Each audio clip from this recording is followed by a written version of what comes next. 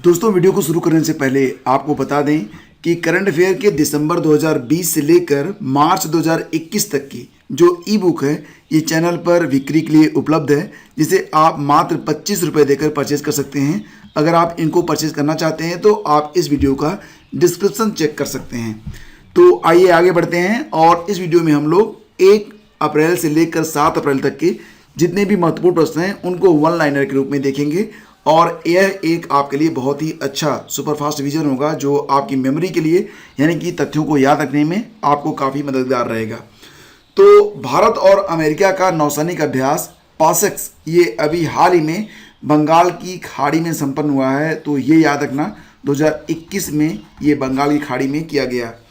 और exam warriors ये किताब जैसा कि आप जानते हैं प्रधानमंत्री नरेंद्र मोदी जी ने लिखी है। तो इसका जो नया संस्करण है वो भी इस समय आ गया है एग्ज़ाम वॉरियर्स का, और इसके लेखक हैं प्रधानमंत्री नरेंद्र मोदी। 5 से लेकर 7 अप्रैल 2021 तक एक नौसेना अभ्यास है जिसका नाम है ला पेरिस। तो इसका जो शुभारंभ है वो किया गया है 5 अप्रैल से 7 अप्रैल को ये ख़त्म होगा, यानी कि आज फ्रांस की अगुवाई में। और इसमें फ्रांस के साथ जो क्वाड कंट्रीज़ हैं, क्वाड कंट्रीज जैसा कि आप जानते हैं इसमें 4 देश हैं। एक तो इसमें हमारा प्यारा भारत, इसके बाद ऑस्ट्रेलिया, जापान और यूएसए। तो ये 4 देश हैं जो मिलकर ला पेरिस जो ये नौसेना अभ्यास है इसको पूरा कर रहे हैं। चर्चा में रहा रूपपुर परमाणु ऊर्जा संयंत्र, ये बांग्लादेश में स्थित है। और किस संगठन ने दक्षिण पूर्व एशिया को उत्तरी अमेरिका से जोड़ने के लिए 2 अंडर सी समुद्र के नीचे इंटरनेट केबल लगाने की योजना बनाई है? तो ये काम करेगा फेसबुक, ठीक है, फेसबुक। और हाल ही में एमनेस्टी इंटरनेशनल का महासचिव यानी कि सेक्रेटरी जनरल बनाया गया है एग्नेस कैलामार्ड को। आल्पिंग नामक जो सेवा है ये ग्रामीण विकास मंत्रालय ने स्टार्ट करी है, जिसके अंतर्गत प्रत्येक जो भूखंड होगा उसको 14 अंकों के का एक डिजिट दिया जाएगा, नंबर दिया जाएगा। और बनाना फेस्टिवल केला महोत्सव ये उत्तर प्रदेश के कुशीनगर में किया गया है, अभी हाल ही में आयोजित मार्च के महीने में। Global wind energy council GEWC का जो है ग्लोबल विंड रिपोर्ट के अनुसार ये कहा गया कि 2020 में वैश्विक पवन उद्योग के लिए ये सर्वोत्तम वर्ष रहा है। और टीबी मुक्त भारत का लक्ष्य प्राप्त करने के लिए ट्राइबल टीबी इनिशिएटिव की शुरुआत की गई है डॉक्टर हर्षवर्धन के द्वारा। हाल ही में वर्ल्ड ऑटिज्म जागरूकता दिवस मनाया गया था 2 अप्रैल को।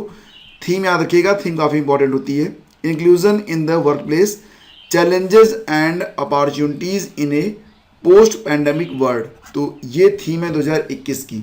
और हाल ही में किस देश ने विश्व टीकाकरण और लॉजिस्टिक्स सम्मेलन की घोषणा की है? तो ये किया जाएगा UAE के द्वारा। भारत और अमेरिका के बीच हो रहा युद्धाभ्यास वज्रप्रहार इस वर्ष 2021 में हिमाचल प्रदेश में आयोजित किया जाएगा। देखिए फ्रेंड्स, यहाँ पर जो भी आपको मैं प्रश्न करवा रहा हूँ वो वन लाइनर है और इसका उद्देश्य है कि तेज़ी से हम इसका रिवीजन कर लें, क्योंकि प्रतिदिन आपको जो है पूरी डिटेलिंग के साथ वीडियोज अवेलेबल करवाए जाते हैं सुबह 5 बजे।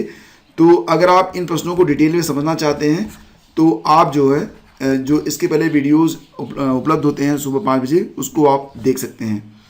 मेरिक ब्रायन गारलैंड ये अटॉर्नी जनरल हैं कहाँ के? अमेरिका के।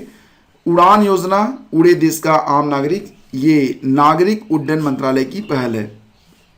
और सिरुई पीक जो कि काफ़ी चर्चा में रहा, क्योंकि यहाँ पर जो सिरुई पीक है पहाड़ी है, यहाँ पर आग लगी हुई है, तो उसको बुझाने में केंद्र सरकार से मदद मांगी है मणिपुर सरकार ने। तो यहाँ पर सिरुई पीक जो है ये मणिपुर में स्थित है। और स्वेज नहर में जैसा कि आप जानते हैं अभी कुछ दिन पहले पोलैंड का एक विशाल मालवाहक जहाज वहाँ पर आकर फंस गया था, तो उसको बोस्कालिस नामक इंजीनियर ने मतलब इस संकट को दूर किया है। स्वदेश दर्शन योजना के तहत महाराजा छत्रसाल कन्वेंशन सेंटर का उद्घाटन मध्य प्रदेश में किया गया है। उत्कल दिवस ये प्रतिवर्ष 1 अप्रैल को मनाया जाता है। 51वां जो दादा साहब फाल्के पुरस्कार है ये रजनीकांत को दिया गया है। रजनीकांत ने कई सारी फिल्मों में, हिंदी फिल्मों में भी काम किया है। वर्ष 2020 का जो सरस्वती सम्मान है याद रखना बहुत इंपॉर्टेंट है ये। तो ये जो है सरस्वती सम्मान ये दिया गया है डॉक्टर शरण कुमार लिम्बाले को सनातन नामक उपन्यास के लिए। ये एक मराठी साहित्यकार हैं। हिंदी रंगमंच दिवस, विश्व हिंदी रंगमंच दिवस ये प्रतिवर्ष मनाया जाता है 3 अप्रैल को। और के बिरला फाउंडेशन द्वारा वर्ष 2020 का घनश्याम दास बिड़ला वैज्ञानिक शोध पुरस्कार दिया जाएगा प्रोफेसर सुमन चक्रवर्ती को।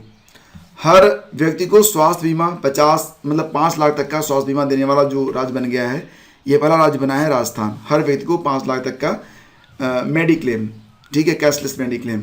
हाल ही में 1 अप्रैल 2021 को रिजर्व बैंक की स्थापना के 86 साल पूरे हुए हैं। रिजर्व बैंक की स्थापना कब हुई थी? 1935 में। और ग्लोबल जेंडर गैप इंडेक्स 2021 में भारत की रैंक 140 है। आयुर्वेद पर्व का आयोजन अभी हाल ही में ओडिशा में किया गया। और सेंटर फॉर हैप्पीनेस आनंदम का जो उद्घाटन है ये जम्मू कश्मीर में अभी हाल ही में किया गया। हाल ही में किस देश ने एक बहुराष्ट्रीय युद्धाभ्यास शांतिर अग्रसेना 2021 का आयोजन किया है? तो ये देश है Bangladesh. National payment corporation NPCI के आंकड़ों के मुताबिक UPI पेमेंट में मार्च 2021 में कुल फरवरी 2021 की अपेक्षा 19% का उछाल यहाँ पर देखा गया। जानवरों के लिए कोरोना वैक्सीन बनाने वाला दुनिया का पहला देश रूस बन गया है। और भारत में तो 2 दवाएं हैं जैसा कि आप जानते हैं, एक कोविशील्ड है और दूसरी कोवैक्सीन है, ठीक है। कर्मचारी राज्य बीमा निगम ESIC के जो नए DG बने हैं उनका नाम मुखमीत S भाटिया है। और विश्व बैंक ने वित्त वर्ष 2021-22 के लिए भारत की जो GDP ग्रोथ है उसको रखा है 10.1% पर। अंतर्राष्ट्रीय बाल पुस्तक दिवस अभी हाल ही में 2 अप्रैल को मनाया गया। और महेंद्र गिरी को दूसरा बायोस्फीयर रिजर्व घोषित किया गया है ओडिशा सरकार के द्वारा। उत्तर प्रदेश का कौन सा नगर निगम BSE में सूचीबद्ध होने वाला दूसरा नगर निगम बन गया है? तो ये गाजियाबाद है, पहला था लखनऊ। और फीफा महिला विश्व कप 2023 का आयोजन कहाँ पर होगा? ऑस्ट्रेलिया और न्यूजीलैंड में, ठीक है। तो पहली बार ऐसा हो रहा है जब ऑस्ट्रेलिया और न्यूजीलैंड मिलकर फीफा महिला विश्व कप 2023 का आयोजन करेंगे। हजीरा बंदरगाह ये सूरत गुजरात में स्थित है। चर्चा में इसलिए है क्योंकि दमन से हजीरा को जोड़ा जा रहा है। किसके द्वारा? मतलब वहाँ से अब यहाँ पर बोट चलेंगी, जहाज, पानी का जहाज। भारत का तैरता हुआ सबसे बड़ा सौर ऊर्जा संयंत्र ये बनेगा तेलंगाना में। और L&T टेक्नोलॉजी सर्विसेज लिमिटेड के जो नए MD और CEO बनाए गए हैं इनका नाम अमित चड्ढा है। पुरुष मुक्केबाजी विश्व चैंपियनशिप 2023 की मेजबानी कौन सा देश करेगा? तो सही जवाब इसका उज्बेकिस्तान है। और ब्रिटानिया इंडस्ट्रीज का अतिरिक्त निदेशक नियुक्त किया गया है उर्जित पटेल को। हाल ही में किस संस्था ने economic and social survey of Asia and the Pacific 2021 जारी किया है? तो ये जो रिपोर्ट है इसे जारी किया गया है United nation economic and social commission of Asia के द्वारा। भारत का पहला पूर्ण विद्युतीकृत रेलवे जोन बन गया है पश्चिमी मध्य रेलवे जोन, जिसका मुख्यालय जबलपुर मध्य प्रदेश में है। और बायजू ने अभी हाल ही में आकाश एजुकेशनल सर्विसेज लिमिटेड का अधिग्रहण किया है लगभग 1 अरब रुपए में। और LG दिग्गज मोबाइल निर्माता कंपनी LG जो है वो अपना जो मोबाइल निर्माण का काम है वो बंद कर रही है। भारत के जो 24वें CC होंगे मुख्य चुनाव आयुक्त ये बनेंगे सुशील चंद्रा, जो कि सुनील अरोड़ा की जगह लेंगे।